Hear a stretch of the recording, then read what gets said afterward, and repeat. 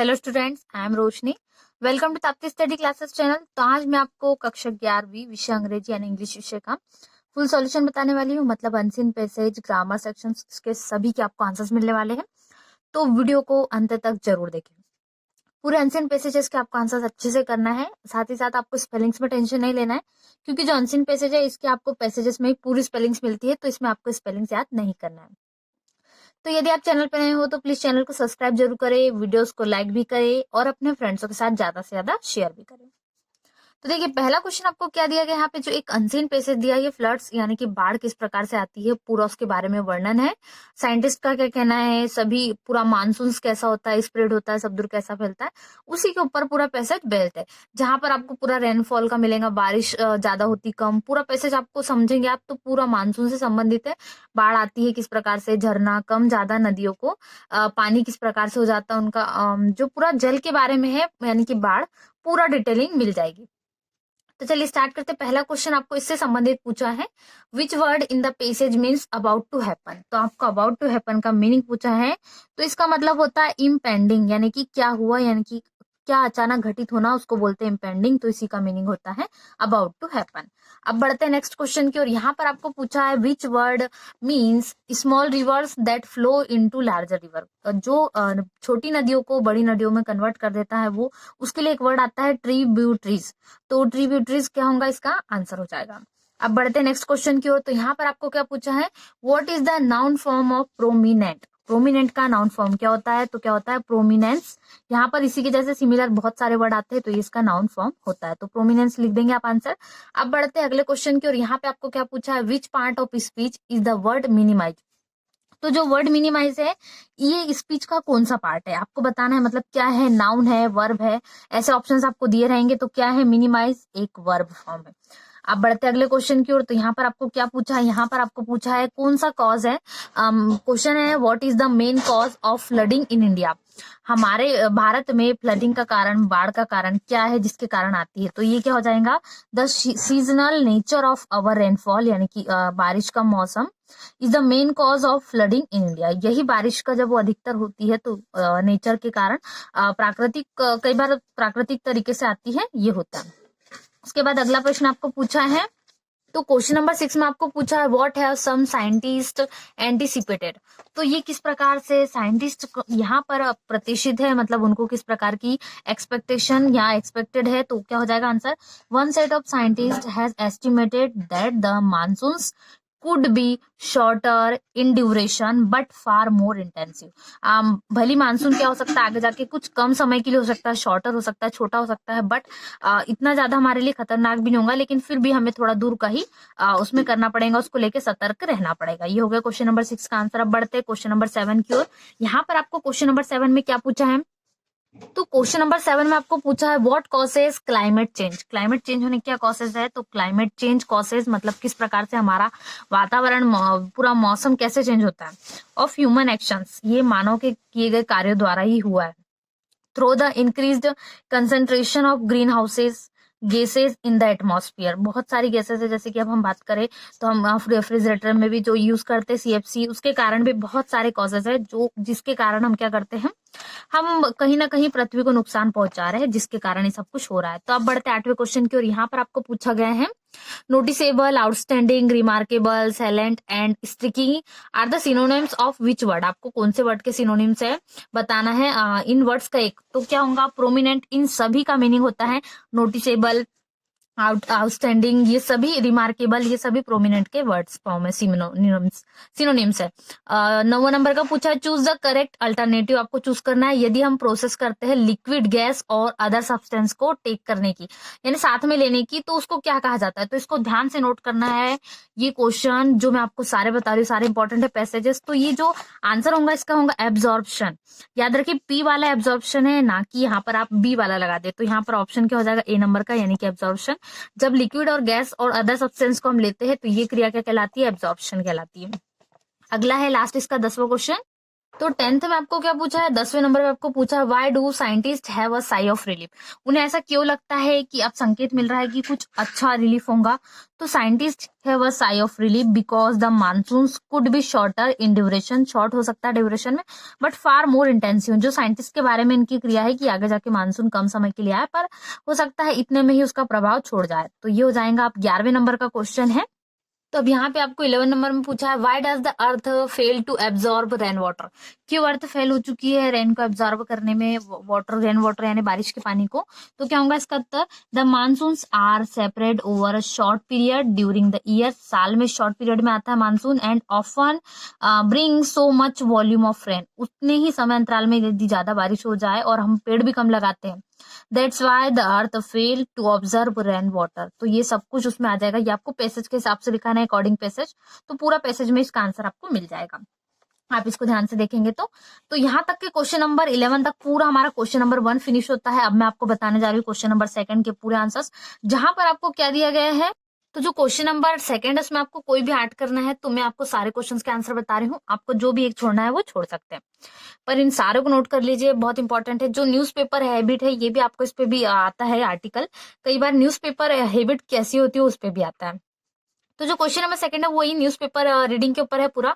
एक सर्वे किया गया किस प्रकार से उनको न्यूज़पेपर रीडिंग के लिए बढ़ावा देने के लिए पूरा उस पर बेस्ड है, और उसके बारे में आपको पूरा उस पर क्वेश्चनियर के बारे में दिया गया है, मेल फीमेल टोटल एक चार्ट दिया गया है। आप क्वेश्चन पर आते हैं। तो पहला क्वेश्चन है what was the purpose of the case study conducted at Apex College Mumbai.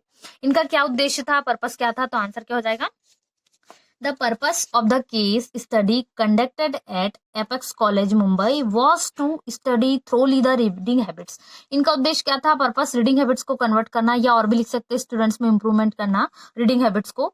तो यही उनका पर्पस था। तो अब अकॉर्डिंग हमें पैसेज के हिसाब से लिखना, तो आपको पूरा लिखना पड़ेगा। पूरी स्पेलिंग्स आपको मिल जाएंगी पैसेज में, इसको कोई ज्यादा लोड आपको नहीं लेना है। बढ़ते हैं नेक्स्ट क्वेश्चन की ओर। तो क्वेश्चन नंबर 2 है how is reading newspaper helpful for अस। ये जो मैं अभी बता रही थी आपको कि रीडिंग स्टूडेंट्स के लिए कैसे हेल्पफुल है, तो वो उसका आंसर आपको यहाँ मिलेगा।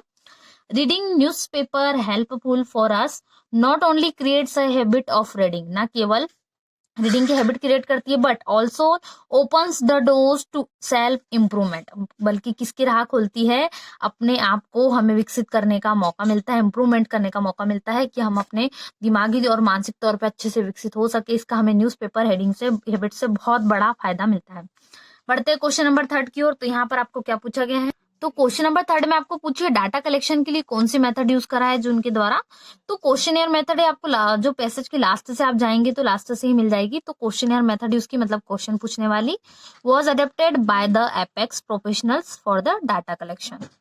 तो क्वेश्चनर मेथड आप लिख देंगे डाटा कलेक्शन के लिए। उसके बाद में बढ़ते हैं नेक्स्ट क्वेश्चन। तो आपका क्वेश्चन नंबर क्या है, 4 है, जहां पे आपको नाउन फॉर्म पूछी है आइडेंटिफाई की। क्या होंगी नाउन फॉर्म, तो आपको बताना है। तो नाउन फॉर्म क्या होंगी, आइडेंटिफाई की आइडेंटिफिकेशन, ये हो जाएगी नाउन फॉर्म जो आपको पूछी गई है। तो इसको आपको आंसर में लिख देना, आइडेंटिफिकेशन ही होती है।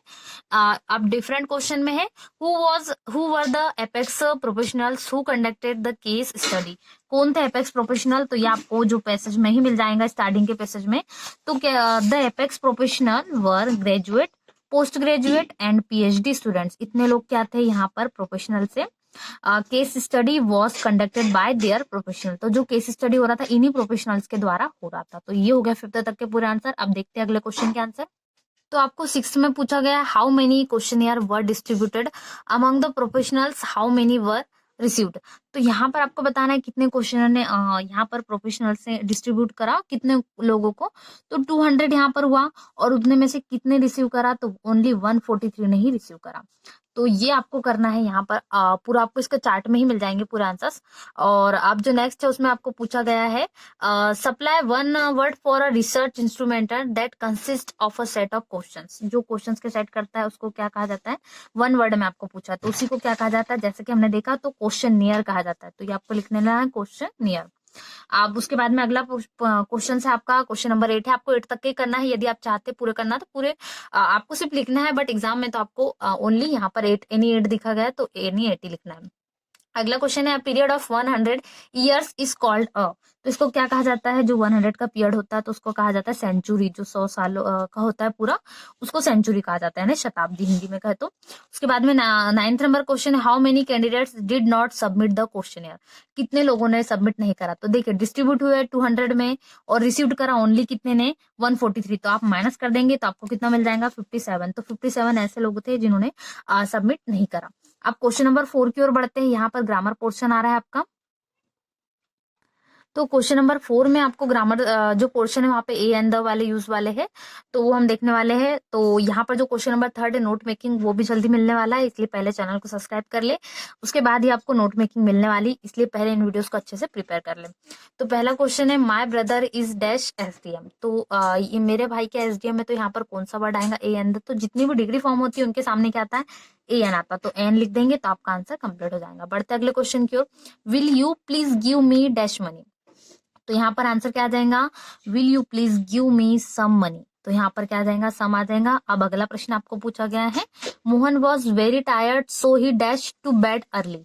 तो यहाँ पर क्या आ जाएगा, यहाँ पर आ जाएगा वेंट। तो क्या आ जाएगा आंसर आपका वेंट। अब अगले प्रश्न में आपको पूछा गया, क्वेश्चन नंबर 4 है। यहाँ पर पूछा आपको, the match dash our team is playing well. तो यहाँ पे स्टार्ट आएगा, स्टार्टिंग या हैज स्टार्टेड, तो हैज स्टार्टेड। तो ये क्वेश्चन क्या हो जाएगा, फिल हो जाएगा। उसके बाद में क्वेश्चन नंबर 5 है। यहाँ पर आपको एनी 4 करना है, आप चाहे तो कोई यहाँ पर कर भी सकते हैं, तो लास्ट में बिगिन आ जाएगा, चाहे तो 5th लिख लीजिए, पर आपको करना ओनली 4 ही है। अब बढ़ते अगले क्वेश्चन की ओर। तो क्वेश्चन नंबर 5 में आपको क्या दिया है, डू अस डायरेक्टेड दिया है। यहाँ पर भी आपको एनी 4 करना है, तो मैं 4 बता रही हूँ। तो यहाँ से हम क्वेश्चन नंबर 2 से स्टार्ट करते हैं, जहां आपको दिया है दे सपोर्टेड मी, इसको किस में बदलना है, नेगेटिव में। तो ये जैसा कि अब यहाँ पे सपोर्टेड में वर्ब की सेकंड फॉर्म है, तो उसको चेंज कर लेंगे तो क्या हो जाएगा, they did not support me. ये चेंज इनटू नेगेटिव हो गया, तो आपको नेगेटिव फॉर्म में they did not support me लिखना है।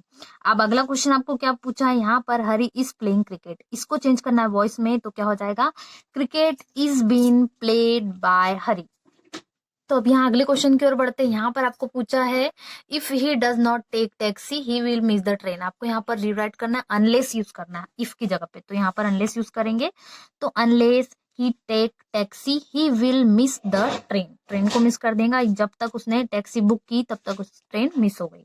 तो अगला क्वेश्चन आपको रीअरेंज करना था, वहां पर इन वर्ड्स को आगे पीछे दिया हुआ था, जैसे कि यहाँ पर द पहले दिया था, फिर वॉन और हैव मैच ऐसे करके, तो ये अरेंज हो जाएगा, they have won the match. ये पूरा कंप्लीट हो जाएगा। तो ये हमारे हो जाते हैं क्वेश्चन नंबर 5 तक के पूरे आंसर्स कंप्लीट। तो इसके अलावा अब हमारे जो क्वेश्चन आंसर्स है, पूरा जो सॉल्यूशन है नेक्स्ट वीडियोस में और आने वाला है। तब तक इन वीडियोस को अच्छे से प्रिपेयर करें, जितना बताया आपको इंपॉर्टेंट क्वेश्चंस उनको अच्छे से लिख ले, अपने कॉपी में नोट कर ले। साथ ही साथ चैनल को सब्सक्राइब करना बिल्कुल भी ना भूले यदि चैनल पे नए हो तो, और साथ ही साथ वीडियोस को ज्यादा से ज्यादा शेयर करें और बहुत सारे लाइक करें। Thanks for watching.